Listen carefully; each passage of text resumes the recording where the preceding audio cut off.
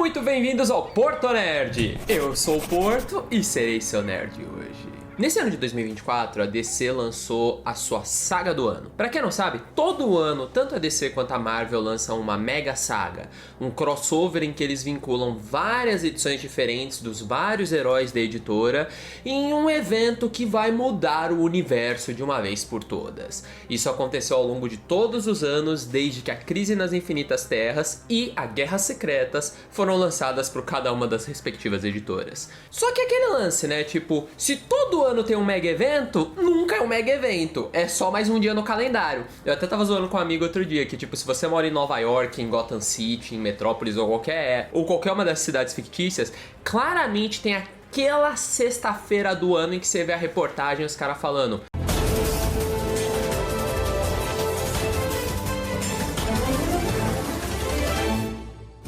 e no De Olho na Rua de hoje, a comunidade super-humana está afirmando que o deus Krictorax finalmente chegou ao planeta para roubar nossos recursos naturais. O governador afirmou em anúncio que essa é uma das maiores crises da história da humanidade e um evento de extinção em massa, pedindo à população que por favor não saia de casa até pelo menos terça-feira, quando tudo deve ter se normalizado. Mas chega de baixo astral, não é mesmo? Vamos falar de esportes! Jonathan, como é que tá o Corinthians hoje? Só que esse ano parece que vai ser um pouco diferente. Enquanto a Marvel tá lançando uma história de vampiros, em que os vampiros acabam bloqueando a luz do sol e tomando o controle do planeta, a DC tá criando uma saga chamada Absolute Power, em que ela pega uma das personagens que quase nunca assume a dianteira em mega sagas assim, a Amanda Waller, que você deve conhecer da Liga da Justiça Sem Limites, e coloca ela contra os maiores heróis da DC. E assim, logo as primeiras páginas já são bem interessantes. Saca só.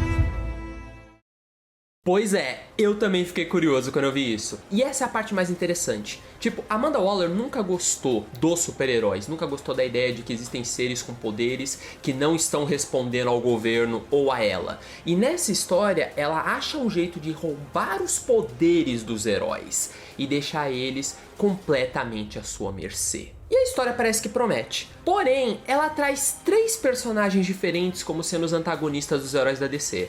A primeira é a Amanda Waller.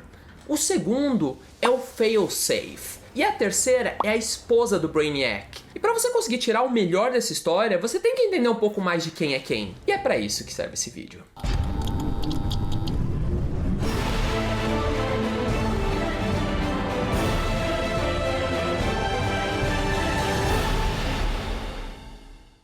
Ok, vamos começar com a Amanda Waller. Como eu já falei, vocês já devem conhecer a Amanda lá do seriado da Liga da Justiça Sem Limites. Mas eu queria falar um pouco sobre a história dela nos quadrinhos. A primeira aparição da Amanda foi na revista Legends, que foi publicada em 1986. A personagem foi criada por John Ostrander, Len Wein e John Byrne, e acabou se tornando uma personagem recorrente nas histórias do Esquadrão Suicida. Mas quem é a Amanda Waller? Na história original, a Amanda é uma sobrevivente de um projeto governamental chamado Cabrini Green, que é um projeto que existiu no mundo real.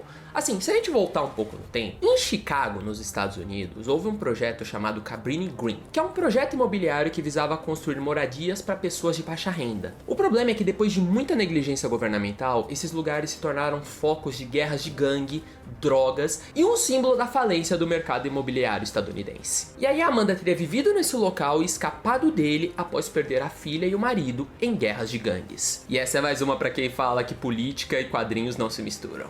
Haha! A partir daí ele estudou, fez um doutorado em ciências políticas e acabou conseguindo cargos dentro do governo, o que eventualmente levou ela a descobrir a existência do Esquadrão Suicida e a se tornar a chefe da terceira leva do Esquadrão. A Amanda ela já apareceu em filmes, que foi o filme do Esquadrão Suicida, onde ela foi interpretada magnificamente pela Viola Davis, e também em outras mídias da DC, seja a série de jogos Arkham, o Justiça Jovem, na série do Arqueiro Verde, que se eu não me engano ela aparece lá também. Se eu não me engano até em Smallville ela chega a aparecer. No jogo do Batman, da Telltale, enfim, ela apareceu em vários lugares. E todos os lugares em que ela aparece, ela tem exatamente as mesmas características. Ela é uma gênia manipuladora, ela quer ter o controle acima de tudo e ela não respeita autoridades acima dela se ela acredita que elas estejam erradas. Então se o chefe dela falar pra ela que ela precisa fazer X e ela acha que não, ela tem que fazer Y, ela vai fazer Y, porque a Amanda vai atingir os seus objetivos, custe o que custar. O segundo personagem é o Failsafe, só que esse daí é um pouquinho mais interessante, porque na verdade não é o Failsafe, é o Batman de Zur-En-Arrh. Mas que porra é essa? E se você estiver se perguntando o que é esse Batman trava-língua, eu vou te explicar rapidinho. Basicamente, o Batman de Zur-En-Arrh é um personagem que tem 3 iterações dentro do universo DC. Uma na Era de Ouro, uma antes do Flashpoint e uma depois do Flashpoint. Como essa versão é só depois do Flashpoint, eu vou focar nela. Aí se vocês quiserem um vídeo em que eu explico melhor todas essas versões, comenta aí embaixo que eu faço depois, tá? Enfim, quando o Bruce ele tava viajando pelo mundo para tentar aprender as coisas que viriam a transformar ele no Batman, ele conheceu um cara que conseguiria ensinar ele a controlar a própria mente como se ela fosse só mais um músculo. Esse homem, que se chamava Daniel Capitol, acabou pegando e falando pro Bruce que ele não achava que o Bruce conseguiria alcançar seu verdadeiro potencial, a não ser que o Bruce começasse a dividir a sua mente em personalidades separadas. Essa seria a única forma dele realmente conseguir seguir o objetivo dele de ser 2 pessoas, Bruce Wayne e o Batman. Só que o Bruce não quis fazer isso, porque ele achou que seria perigoso, e acabou seguindo a jornada dele sem aplicar os ensinamentos do Daniel. Porém, o Bruce eventualmente enfrentou um vilão chamado Professor Aquiles Milo, que acabou usando uma droga do pânico que acabou com a mente do Bruce por alguns momentos. Eventualmente ele venceu esse vilão, mas ele ficou preocupado, pensando: o que eu vou fazer se a mente do Batman for comprometida? Para lidar com isso, ele resolveu usar as técnicas que o Daniel ensinou para separar a mente dele em 2. Então ele tem Bruce Wayne e Batman de um lado e o Batman de Zur-En-Arrh em outro. Esse Batman é como se fosse uma personalidade do Bruce que é focada exclusivamente na tarefa de ser um combatente do crime. O cara ele tem as morais do Batman, de não matar, porém nada da moralidade do Bruce, então ele está disposto a fazer qualquer coisa para atingir o objetivo dele. O problema é que essa personalidade começou a assumir o controle de tempos em tempos, e ela criou um robô que o Bruce não sabia, que é literalmente um robô chamado Failsafe, que é uma máquina criada para impedir o Batman caso algum dia ele atravesse a linha de matar uma pessoa. Então assim, se o Batman matar alguém, o robô vai ser ativado e ele vai perseguir o Batman e impedir o Batman de qualquer forma. A única pessoa que sabia desse robô além do Bruce era o Alfred. Porém, nos quadrinhos recentes, o Alfred, spoiler, acabou sendo assassinado, o que levou a ninguém saber desse robô. Aí quando o Pinguim acabou incriminando o Batman de assassinato, o robô foi ativado e foi atrás do Batman para impedir ele, e ninguém conseguiu parar esse robô. Se vocês quiserem que eu fale um pouco mais sobre essa história, porque é uma história bem legal, comenta aí embaixo que eu faço um vídeo sobre isso. Mas o importante pra cá é, eventualmente, esse robô Failsafe transferiu essa consciência do Batman de Zur-En-Arrh pra dentro dele. Então esse robô acabou se tornando o Batman de Zur-En-Arrh fora do corpo do Bruce. Então é uma personalidade do Batman dentro de um corpo de um robô indestrutível que tem todas as memórias do Batman, sabe como derrotar todas as pessoas que ele sabe e não tem nada da moralidade dele que impediria ele de fazer coisas como, por exemplo, derrubar a Liga da Justiça se ele achasse que eles eram um risco. Em outras palavras, fudeu de vez!